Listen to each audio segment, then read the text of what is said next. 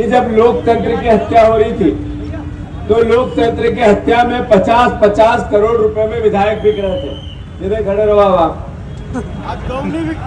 50-50 करोड़ रुपए में विधायक बिक रहे थे। और 50 करोड़ रुपए में जब विधायक बिकता है तो तुम्हारे मालूम है बात की 50 करोड़ रुपया में 500 की 50,000 की कितनी गड्डी ना होए, कितनी होए 10,000 गड्डी।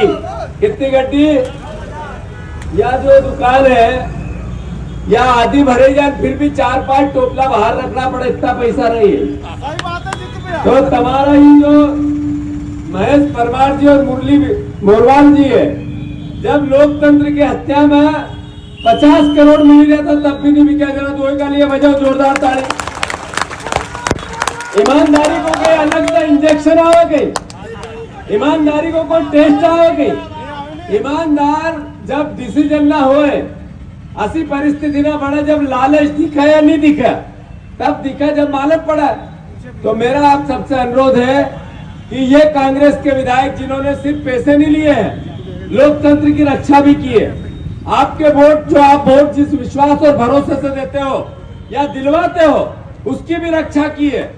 जो लोग आज बिक गए हैं, जो लोगों ने सरकार गिरा दी, जिन लोगों का इतिहास गद्दारी से जुड़ा हुआ है, वो आज राहुल गांधी जी को शिक्षा दे रहे हैं, राहुल गांधी जी से देशभक्ति की बातें कर रहे हैं, राहुल गांधी जी को ये समझाने की कोशिश कर रहे हैं कि आप कानून से ऊपर नहीं है। ये विधायक जब खरीद रहे थे, हवाई जहाज में बिठा के बेंगलोर ले जा रहे थे, कमलनाथ जी की सरकार गिरा रहे थे, जब उस वोट की रक्षा जो मौलिक अधिकार था एक आम आदमी का मध्य प्रदेश के, उसकी रक्षा नहीं की और विधायकों के दल बदल करवाए।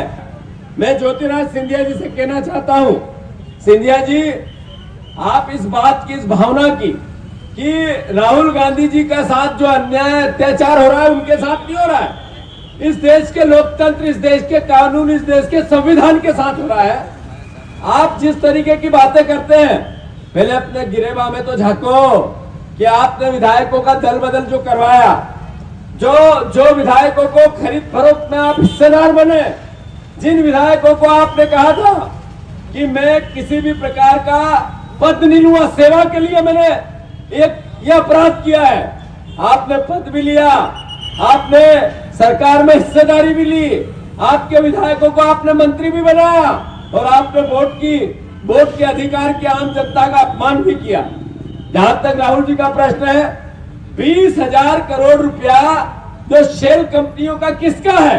अगर ये पूछना पाप है उस प्रधानमंत्री से जिसने देश में ईमानदारी की कसम खाई, मेरे ना आगे कोई है ना पीछे कोई है, मैं ईमानदारी से देश चलाऊंगा, तो फिर आपको किस बात का डर है कि आप सभी सांसद एक साथ मिलकर ये कह रहे हैं कि आप एक संयुक्त संसदीय कमेटी जेपीसी बनवा दो, तो आप ओबीसी की बात करने लगे, आप अपमान की बात करने लगे। आपने न्यायालय से राहुल जी की जो सदस्यता थी वो आपने निरस्त करवा दी।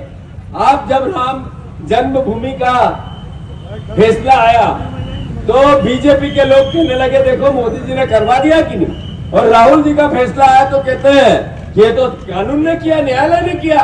दोनों बात सही कैसे हो सकती है?